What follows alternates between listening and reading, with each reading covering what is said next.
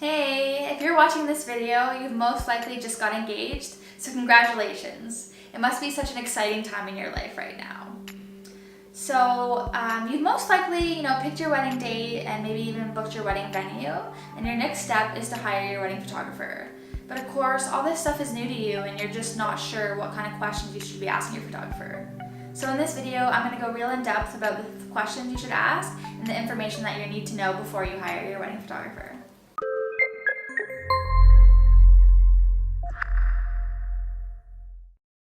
So I'm Chelsea, and I've been a photographer for about 3 years, weddings specifically. And I have some clients come to consultations, and I kind of try to educate them as much as possible. And there's some things that we talk about that they're like, oh, I never thought about that. And these are some really critical things that people should know when they're hiring a photographer. So I just want to share this with you, so you don't find yourself in any awkward situations. What happens if you're sick?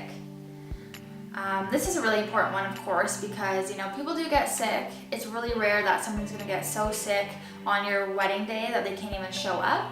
But of course it has happened. I've been one of those photographers who had to step in for another photographer who just could not come to a wedding day at all.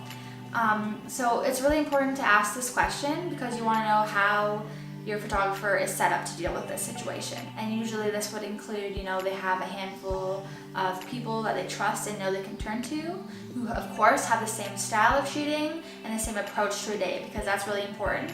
You hired them for that reason, so you want to have somebody to capture your wedding day in that same way. What's the payment schedule like? So this is just kind of like a no-brainer one, because you're gonna want to know how much money is due at what times. Obviously, as you know, weddings are super expensive, so you don't want any surprises there. You also want to know how much money the photographer needs up front to book with you. A lot of the times photographers take non-refundable retainers, which means if you were to cancel on them or you were to cancel your wedding, that would be a lost payment. So it's good to know that, of course. Do you have insurance? And I feel like this is a really easy one to kind of see if your photographer is a professional or not, because every professional photographer will have insurance. If grandma trips over their light stand, they're going to want to be covered for that. It's very easy for a photographer to say, oh yeah, I have insurance, whatever.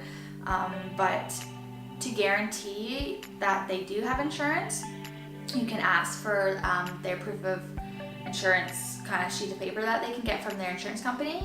It's really easy for them to get this, so it's not a big deal that you ask. And a lot of the times wedding venues ask for this anyways, so they probably have this on hand somewhere. What kind of backup gear do you bring to my wedding day? So this is definitely one of the biggest ones. I've dropped lenses before. Photographers have dropped camera bodies and they break. This happens all the time, especially when you're at weddings when everything's moving fast and gear is coming in and out.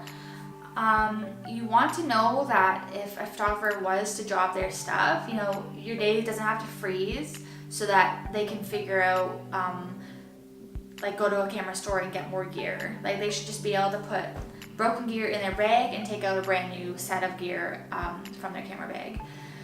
The most important items for a photographer to have backups of are 2 camera bodies, a bunch of lenses, and 2 flashes.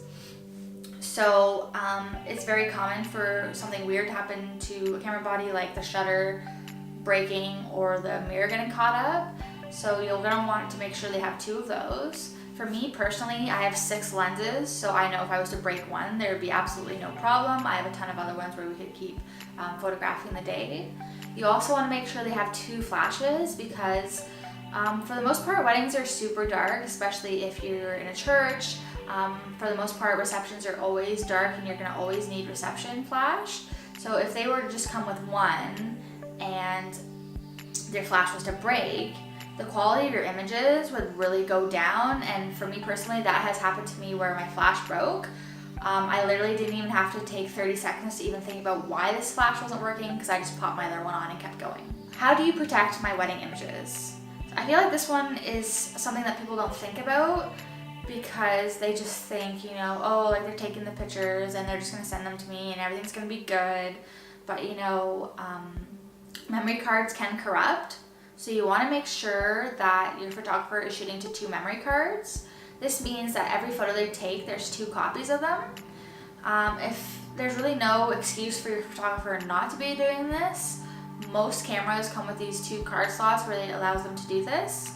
We also want to find out how they protect your photos outside of your wedding day, like once the wedding day is done. Obviously, as you may know, computers crash, external hard drives do weird things. So you want to find out from them how they back up your images. I really recommend that they have at least 3 places where they back up, so ask them how many places as well they back up to. For me, I back up to 2 external hard drives and a Dropbox style kind of online cloud storage. So even if something was to happen to my house where like my house burnt down or like somebody broke in and stole all my external hard drives, I would still have that copy in the cloud and safe. This is a really important topic to go over with your wedding photographer, and don't be afraid to kind of like ask them these questions and really get the information that you want. And if they don't respond to these questions very well, maybe it's not the right photographer for you. Can I see a full wedding gallery? This is a really awesome question. I'm really excited when, clients ask about this because I feel like it's a really rare thing. Clients, will see a very curated Instagram or a website, which I'm definitely guilty of as well. Obviously, I post my favorite photos, which tend to be like, the bride and groom photos. But I think it's awesome when clients want to see the full gallery because, of course, getting ready is going to have like a different look, and reception's obviously different from taking a couple photos outside. And you also want to know how they approach family photos because obviously those are important to you as well. So don't be afraid to ask for a full gallery, and if your photographer has a weird pushback about that, that's definitely a weird thing because I would rather have a client see the full gallery because then they know for sure what they're gonna get, and I know for sure that I can deliver that, and there won't be any kind of weird expectations or disappointments when they get their photos back. How long is the turnaround time? So I threw this one in just because I feel like I've known some people who their photographer didn't discuss this with them, and they were kind of sitting around being like, oh, when am I gonna get my photos? When am I gonna get my photos? I want to see my photos.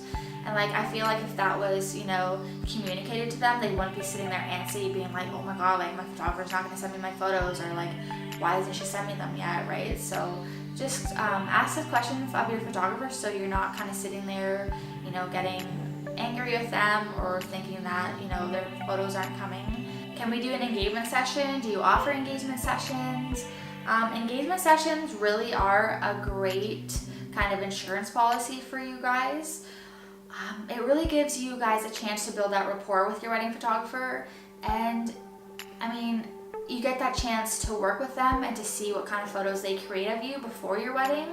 If you don't like working with them during an engagement session, or you really hate how the photos turn out, it's better to find that out after an engagement session rather than a wedding, right? So see if they include those in your wedding package or if you can get one from them.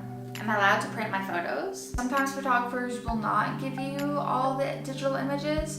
Sometimes photographers have more of an in-person sales style company, which means that you paid for them to be there and shoot your wedding, but it's additional to buy prints and to buy the digital files, and that they might have it in their contract that you're only allowed to go to them for printing and you can't go wherever you want.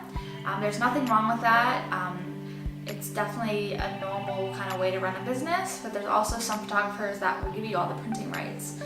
They don't mind if you want to go to Walmart or anywhere like that. So just be on the same page there so you don't kind of hire a photographer and expect you're going to get all the printing rights, but have that in the contract and you kind of didn't really discuss that with them. Can we see your contract? Of course, a big deal is the contract. Number one thing, of course, your photographer should have a contract, and you definitely want a contract with them. You guys want to be legally bound for them to show up, and of course for them, they want to have some protection as well. If you want, you can ask them to go through all the clauses when you're at your consultation. For the most part, photographers will obviously send the contracts after you meet with them. You guys can go over them with each other, and then email any questions that you have about them. How would you describe your approach? This is a really good thing to know about your wedding photographer because you might be looking for somebody who's more of an editorial photographer who will pose you head to toe very strictly. They'll make sure everything's perfect and that you look perfect in every photo. Or maybe you're the person who wants something that's a bit more natural, where your photographer will place you in a nice spot with a great light, but they'll let you kind of do everything naturally. They won't kind of direct you at all, and they'll also only capture that one moment, that one time, because that's how it actually happened. They won't get you to redo anything. You also will want to know like how they approach family photos, how they like approach their photos, bride and groom photos, and it's just really nice to know like how they go about your wedding day so that you know it's the right fit for you. How would you describe your style? So this one is an important one to go over because there's kind of like two major styles that most people know about, and it's the light and airy and the dark and moody. Of course, your photographer might not fit into this thing, so this just gives them an opportunity to talk about it. It gives them an opportunity to talk about how they edit them, what kind of light they use, and what kind of scenes they choose. This just really helps you decide whether or not this is the style that you're looking for. What kind of information and education do you provide for me? Of course, this is the first time probably that you're getting married, and you know, you're not a photographer, you don't know what the best time of day is, you don't know what kind of locations are best for light. You really kind of are in the dark for this thing. So your photographer is kind of like the expert that you should be able to rely on. It's really great when your photographer can provide like a client guide for planning your wedding photography. If they don't offer anything like this, I feel like that would be kind of a red flag, because it is really important that they help you through this process. How often will we be in communication? Am I allowed to email you? Am I allowed to text you at any moment of the day? Am I allowed to call you? Obviously, there's some things that, you know, photographer will like cut the line at and have boundaries for, of course. But it's really great to have communication with your photographer. There are things like the timeline that you'll probably have some questions about, so just ask them if this is something that you could do. Of course, when you're at a consultation, focus on, you know, the vibe you're getting from your photographer. You know, do they seem really friendly and like somebody you could spend your whole wedding day with?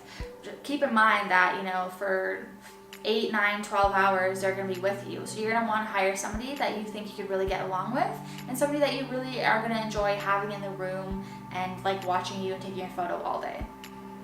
Well guys, I hope this video has really helped you out. If you have any questions, of course, leave them in the comment below. If you found it helpful, give it a like. And don't forget to subscribe.